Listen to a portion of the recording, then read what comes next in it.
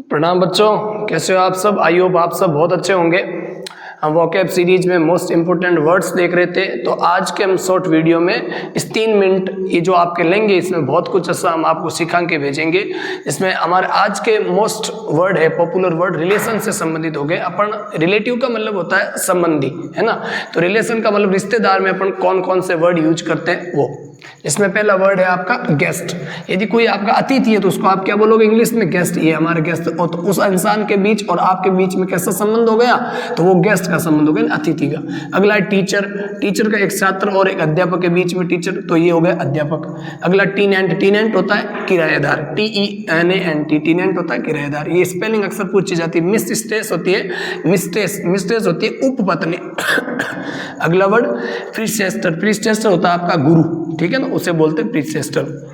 Customer कौन सा होता है? कस्टमर होता है ग्राहक। यदि दुकानदार और कोई इंसान सामने सामान खरीदने का आया है तो उन दोनों के बीच में कैसा रिलेशन है? तो उन दोनों के बीच में शॉपकीपर और कस्टमर का रिलेशन है। तो शॉपकीपर कोई पूछेगा कि ये इंसान आपके क्या लगता है, तो वो कहेगा मेरा कस्टमर है। तो कैसा रिलेशन होगा? कस्टमर का रिलेशन। अगला डिसिपल। डिसिपल होता है आपका सेला, और इसी में डिसिप्लिन होता है आपका अनुशासन, ठीक है ना। उसकी स्पेलिंग थोड़ी चेंज होती है। अगला वर्ड लैंडलॉर्ड। लैंडलॉर्ड होता है जमींदार। एडॉप्टेड सन। एडॉप्ट का मतलब होता है अपनाना, ठीक है ना। और जो सन किसी को अपनाया होता है, गोद लिया हुआ पुत्र होता है, उसे बोलते हैं दत्तक पुत्र। एडॉप्टेड डॉटर एंड दत्तक पुत्री। किसी लड़की को गोद ले ले तो वो दत्तक पुत्री कहलाती है। सन इन लॉ का मतलब होता है ससुराल का बेटा, ऐसा समझे तो दामाद, उसे बोलते हैं सन इन लॉ। मैटरनल ग्रैंडफादर होते हैं आपके, मैटरनल ग्रैंडफादर होते हैं नाना, ठीक है ना। आपकी माता जी के पिताजी, उसे और आपके बीच में कैसा संबंध होगा? मैटरनल ग्रैंडफादर का। और आपकी माताजी और उनकी माताजी, आपकी माताजी की माताजी के बीच आपका और उनका संबंध कैसा होगा? तो वो होगा आपका मैटरनल ग्रैंड मदर का, यानी नानी जी का। अगला सन। सन का मतलब बेटा, डॉटर का मतलब होता है पुत्री, ये आपको पता ही होगा। लवर होता है प्रेमी। अगला वर्ड है नेफ्यू। नेफ्यू की स्पेलिंग बहुत आती है। नेफ्यू का मतलब होता है भतीजा या फिर भांजा, ठीक है ना।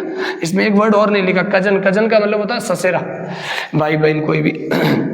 नाइस। नाइस नीस होती है आपकी, यानी इसको बोल सकते हैं भतीजी या भांजी।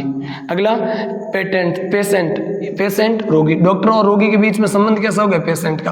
पुपिल। पुपिल का मतलब है शिष्य। और लास्ट वर्ड है आपका ओवन। ओवन का मतलब होता है सजा। और इसमें मैंने 2-3 वर्ड और नहीं लिखे, जैसे आपका आंट का मतलब होता है चाचा, ठीक है ना।